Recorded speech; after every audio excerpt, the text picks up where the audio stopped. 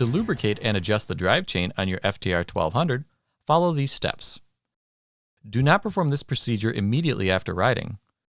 The chain should be dry with an ambient temperature between 60 and 80 degrees Fahrenheit or 15 and 26 degrees Celsius.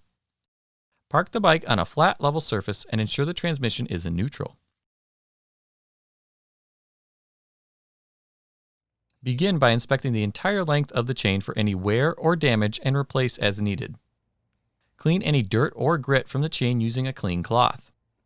Avoid using any solvents or degreasers or premature wear may occur. Then, lubricate the chain using Indian motorcycle chain lube. Next, use a tension tool to apply 10 pounds of force to the drive chain. Measure the distance between the top of the drive link to the bottom of the swing arm behind the chain slider.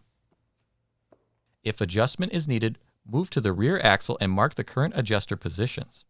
Then, remove the E-clip on the axle. Next, loosen the axle but do not remove.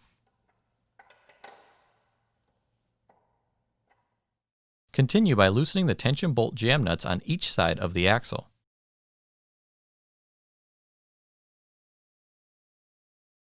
Adjust the tension bolts evenly until the correct tension is achieved. Next, ensure the chain is centered on the sprocket. If adjustments are needed for chain alignment, use the right side adjuster only to make final corrections. Reference the adjuster notches before continuing to ensure the axle was adjusted evenly. Next, hold the adjuster bolts and torque the lock nut to specification.